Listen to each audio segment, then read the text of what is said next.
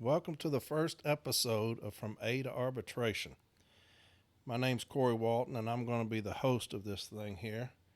Let me start this off by saying that I work as a city letter carrier for the United States Postal Service, and we're represented by the National Association of Letter Carriers.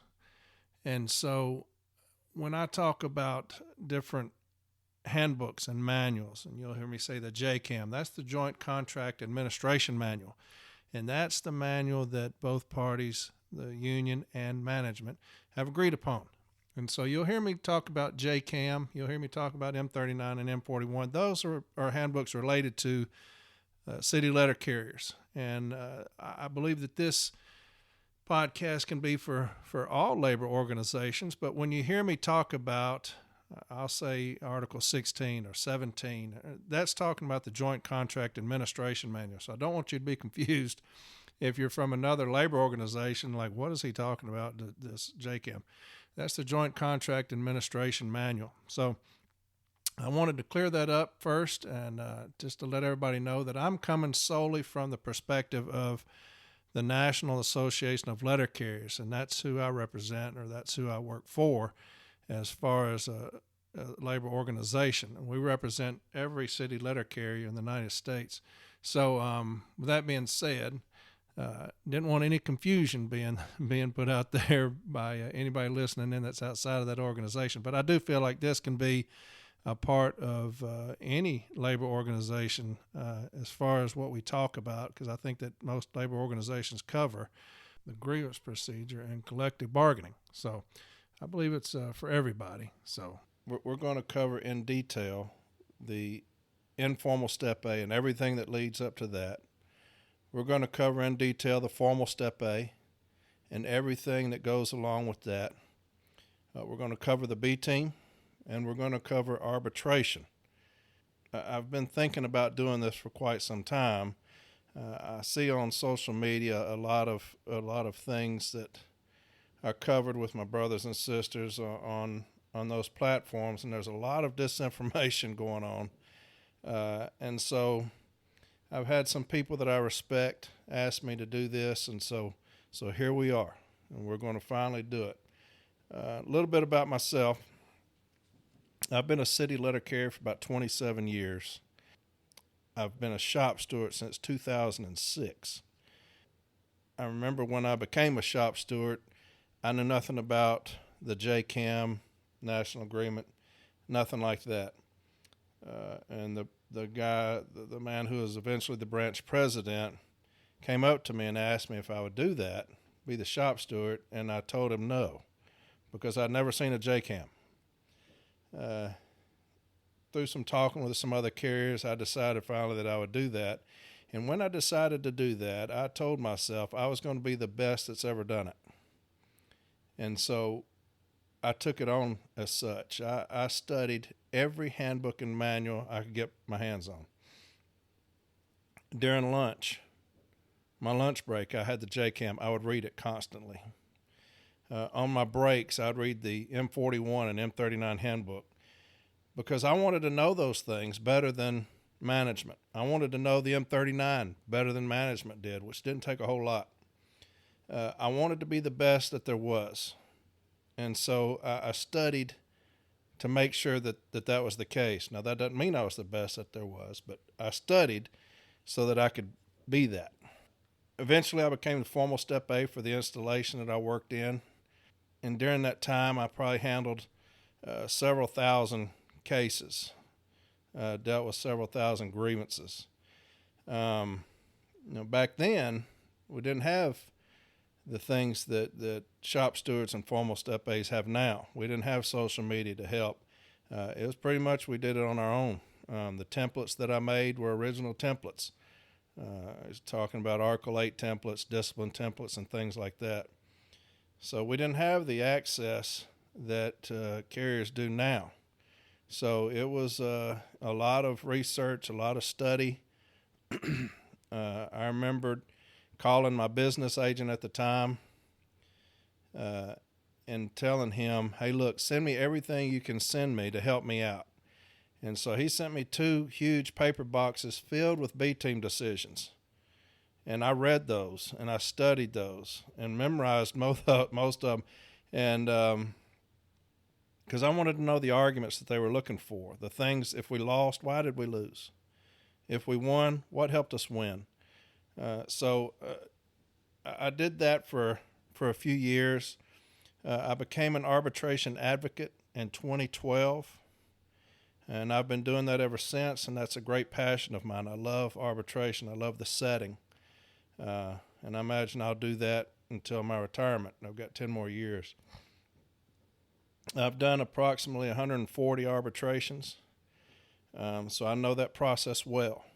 And so when I talk about, I'm going to cover the informal step A, the formal step A, and arbitration. Those are things that I've done and I've done well. And so I know what I'm talking about. Am I the best? No. Am I a resource? Yes. The B team, I have not done that, but I do know people that have. And so as we go along this journey together, I'll have certain people that I respect in our craft, as you would say, on as guests. There are people that I respect highly that I'll have on to talk about the different steps, informal, formal, B team, arbitration. I'll have a few arbitrators on, just asking them questions. So when we get to that level of arbitration,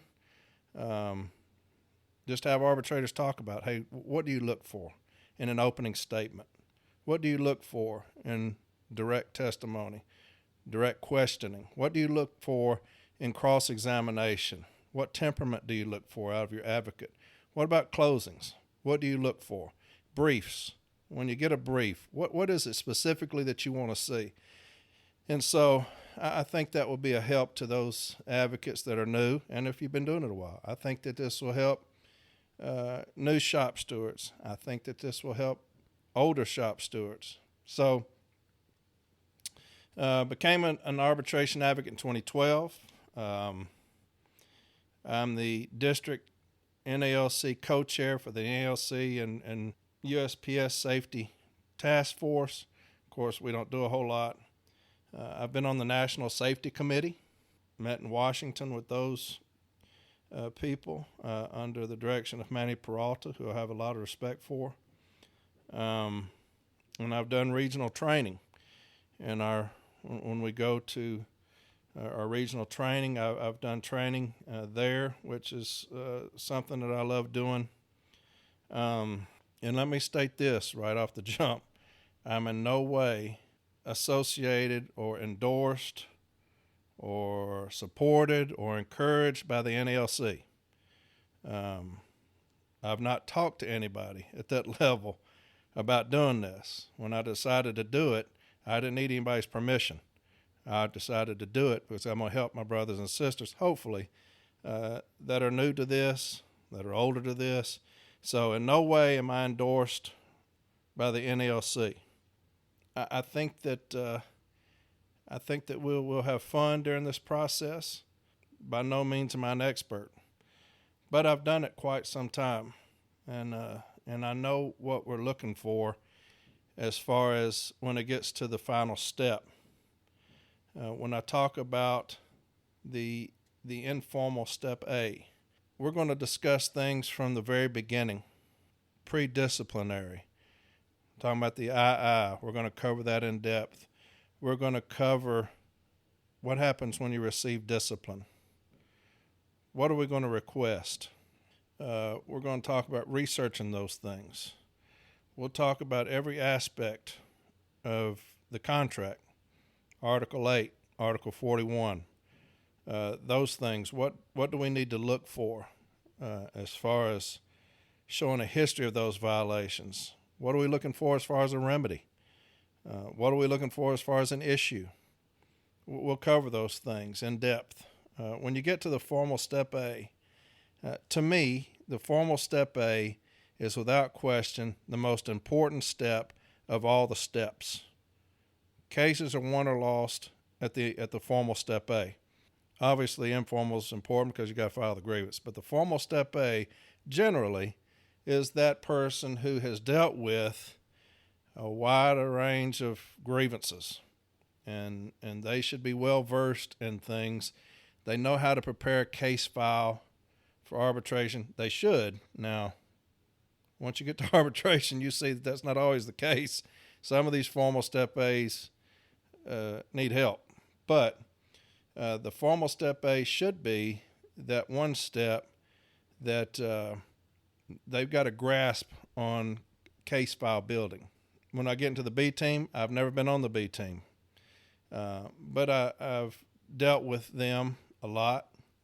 I'll have some people on from the B team, past B team members, talk about what they're looking for, why they resolve grievances the way they do. I've not always agreed with a B team decision, and I've let them know that. But, there's a method to their madness as well. When you talk about arbitration, like I've said, I've had about 140 arbitrations. We've done pretty good, as far as wins, losses. I'm got a little bit different style, but everybody has their own style. We'll talk about those things. I'll read some opening statements to you so that those advocates that are new, that are wondering, trying to find their way, what should my opening statement sound like?